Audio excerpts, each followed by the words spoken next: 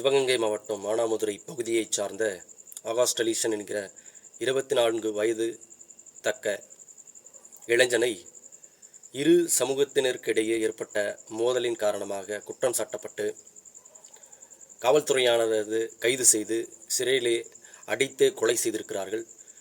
இது மிகவும் கண்டிக்கத்தக்கது. இதனை வன்மையாக நான் கண்டிக்கிறேன்.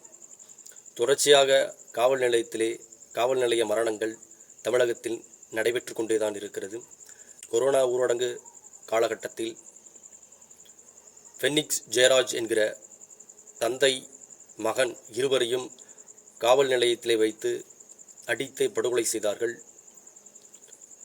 இப்படி தொடர்ச்சியாக தமிழகத்திலே பல்வேறு காவல் நிலைய மரணங்களை நம்மால் சொல்ல முடியும்.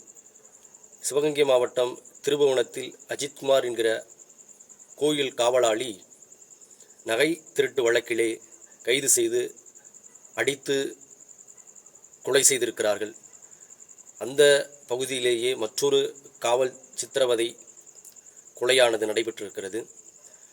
இதற்கு முக்கியமான காரணங்களாக நாம் பார்ப்பது என்னவென்றால், காவல்துறையினரிடையே ஒரு அதிகார வெறி, ஒரு அதிகார ஆதிக்கம், ஒரு சாதி வெறி மற்றும் நம்ம எந்த அரசாங்கமும் நமக்கு எதிராக நடவடிக்கைகளை மேற்கொள்ளாது, நம்மை கேள்வி கேட்க யாரும் இல்லை என்கிற அந்த அசாத்தியமான ஒரு ஆணவ போக்குத்தான் இது போன்ற கொலைகளுக்கு முக்கிய காரணமாக அமைகிறது. இந்த வழக்கிலே இன்ஸ்பெக்டர் திலீபன் மற்றும் சப் இன்ஸ்பெக்டர் குகன் 2 பேர் மீதும் வழக்கை பதிவு செய்திருக்கிறார்கள். மேலும் 4 காவலர்கள் மீது மொத்தமாக 6 பேர் மீது வழக்கானது பதிவு செய்து நீதிமன்றமானது உத்தரவிட்டது. அந்த அடிப்படையிலே அவர்கள் மீது SC/ST வன்கொடுமை திருத்தச் சட்டத்தை போட்டு அவர்களை உடனடியாக கைது செய்து சிறையிலே அடக்க வேண்டும் என்று கேட்டுக்கொள்கிறேன். மேலும் இதுபோன்ற குற்றங்கள் நடைபெறாமல் இருப்பதற்கு பணியிட நீக்கம் செய்தால் மட்டும் போதாது, இதுபோன்ற நடவடிக்கையில் ஈடுபடக்கூடிய காவலர்களை பணி நீக்கம் செய்யப்பட வேண்டும்.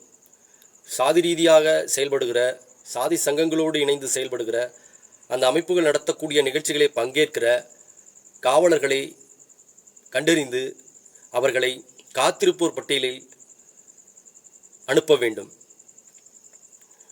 அவர்களுக்கான நிரந்தர பணி நீக்கத்தை செய்ய வேண்டும். அவருக்கு வழங்க இருக்கக்கூடிய ஊதியத்தை தடுத்து நிறுத்திட வேண்டும். அவர்களுக்கு கடுமையான தண்டனைகளை வழங்குவதன் மூலமாகத்தான் இதுபோன்ற குற்றங்களை தடுத்து நிறுத்திட முடியும். காவலர்களுக்கு உளவியல் சார்ந்த பயிற்சிகளை அளிக்கப்பட வேண்டும். ஏனென்றால் ரொம்பவும்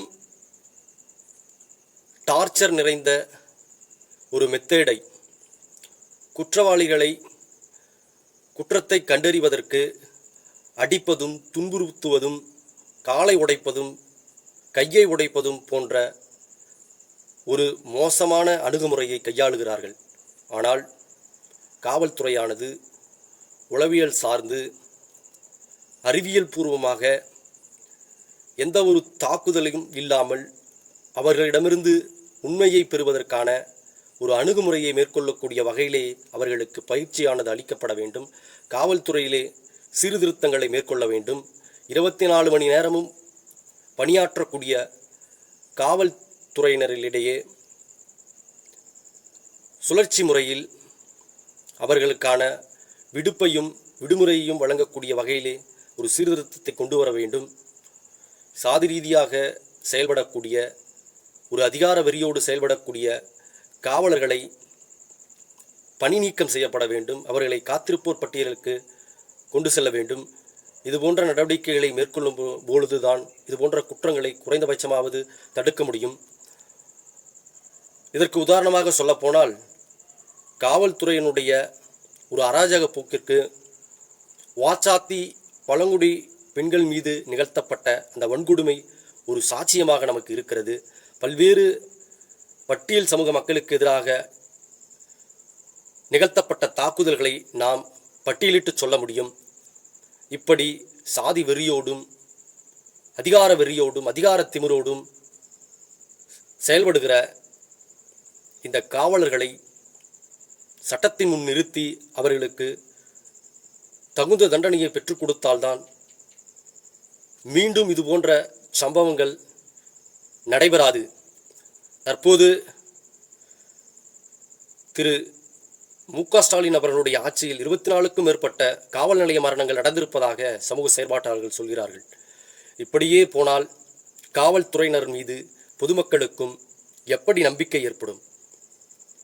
இப்படி செயல்பட்டால் இந்த அரசின் மீதும் இந்த காவல்துறையின் மீதும் இந்த ஆட்சியின் மீதும் எப்படி மக்கள் நம்பி வாக்குகளை செலுத்துவார்கள் என்பதை நீங்கள் எண்ணி பார்க்க வேண்டும். உடனடியாக திமுக அரசானது இந்த காவலர்களை கைது செய்து தகுந்த தண்டனையை பெற்றுக் கொடுக்க வேண்டும். பாதிக்கப்பட்ட ஆகாஷ் டெலிஷன் குடும்பத்திற்கு நிதி உதவியை வழங்க வேண்டும். மேலும் அவர் குடும்பத்தை சார்ந்த ஒருவருக்கு அரசு பணியை வழங்க வேண்டும் என்கிற கோரிக்கையை வைத்து